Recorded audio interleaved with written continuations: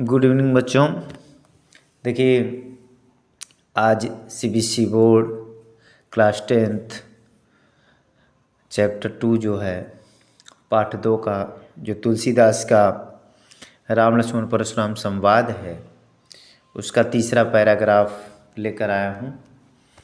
तो सबसे पहले इसे गा के पढ़ देते हैं, उसके बाद इसकी व्याख्या देखेंगे। तो चलिए। बिहसी लखनऊ बोले मृदुबानी, अहो मुनीसु महाभट मानी। पुनि पुनि मोहि देखाव कुठारू, चहत उड़ावन फूकी पहारू। यहाँ कुम्हड़बती या को नाही, जेतर जानी देखी मर जाही हो। देखी कुठारू सरासन बाना, मैं कछुका सहित अभिमाना। भृगुसुत समझी जनेऊ बिलोकी, जो कछु कहु सही रिस रोकी। सुर महिसुर हरि जन अरु गाई, हमरे कुल इन्ह पर न सुराई। बांधे पापू अप कीरत हारे, मारत हूँ पा परिये तुम्हारे। कोटि कुलिस सम बचनु तुम्हारा, व्यर्थ धरहु धनु बान कुठारा। जो बिलोकी अनुचित कहेऊ, क्षमहु महामुनि धीरा। सुनि सरोसे रघु वंश मनी, बोले गीरा गंभीरा। हाँ, तो चलिए अब इसकी व्याख्या देखते हैं। देखिए, तुलसीदास जी कहते हैं कि जब परशुराम जी अपनी बड़ाई करते हैं कि मेरा फरसा बहुत ही कठोर है, ऐसा है वैसा है, मतलब अपने बड़ाई करके अपनी वीरता के बारे में बता करके लक्ष्मण जी को डराना चाहते हैं। इस पर लक्ष्मण जी उनका जवाब देते हुए कहते हैं, बिहसी लखन बोले मृदुबानी।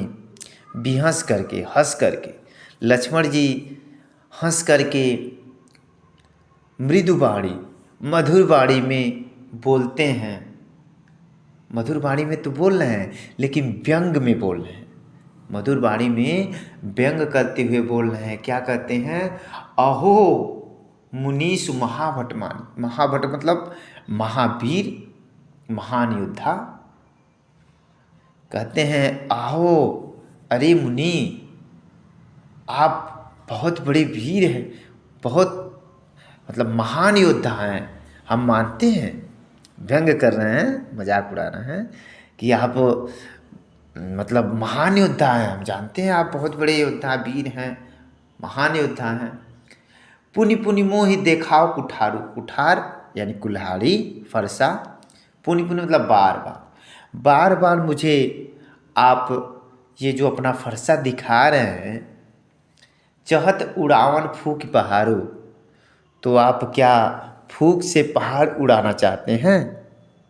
कहने का अर्थ ये है कि जिस प्रकार आप फूंक से पहाड़ को नहीं उड़ा सकते, उसी प्रकार बार बार फरसा दिखाने से हमको डरा नहीं सकते। यानी आपके फरसे को देख करके हम डरने वाले नहीं हैं। ठीक है। फिर लक्ष्मण जी कहते हैं कि यहाँ कुम्हड़ बतिया को नाही। यहाँ पे कुम्हड़ बतिया यानी कुम्हड़े की बतिया अर्थात कद्दू की जो बतिया होती है, छोटी अभी होती है, तो ऐसी मान्यता है कि उसको तर्जनी उंगली दिखाने से वह मुरझा जाती है, सूख जाती है।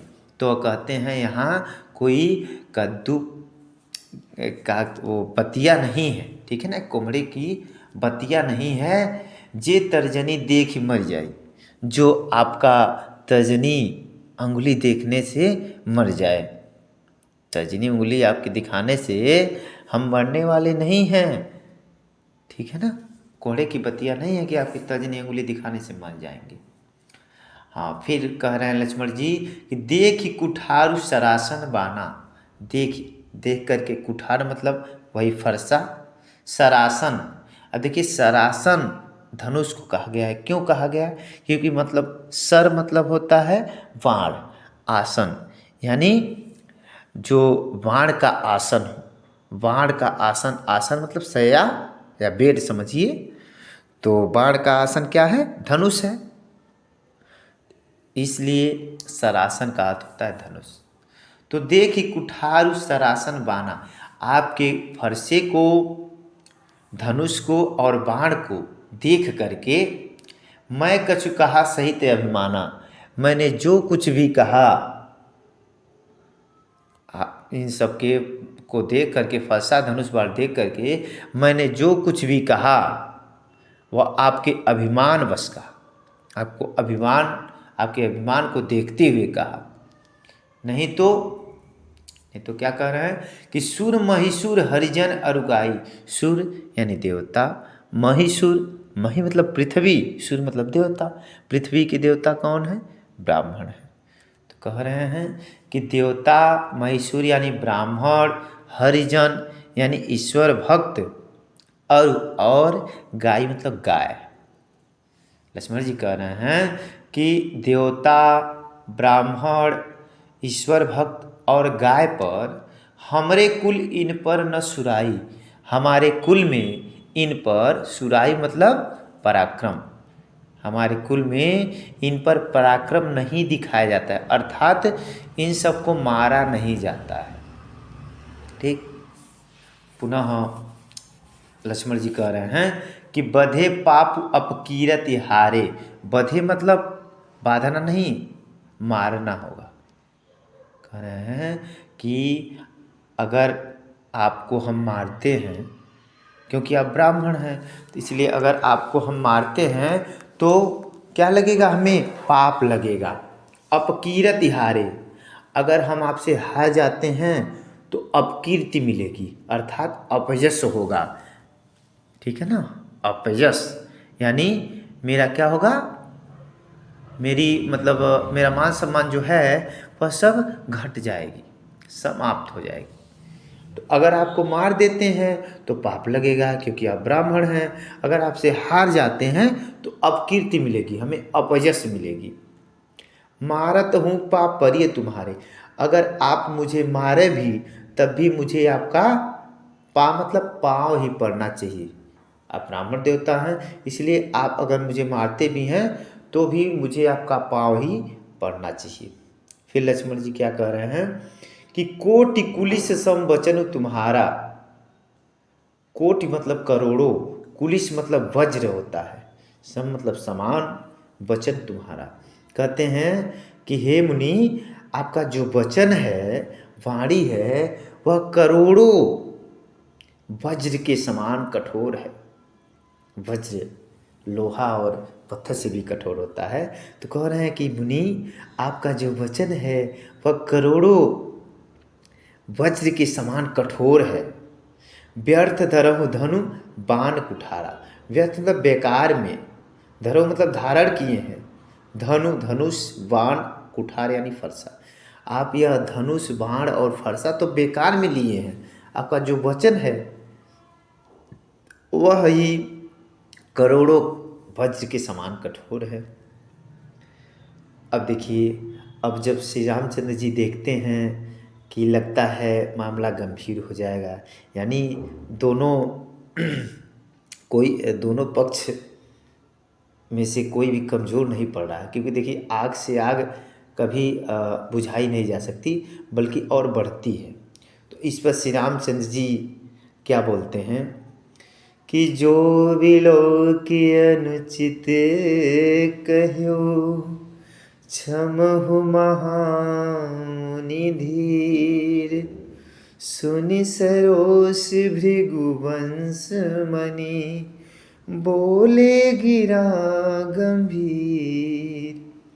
देखिए, जो विलोक अनुचित कहे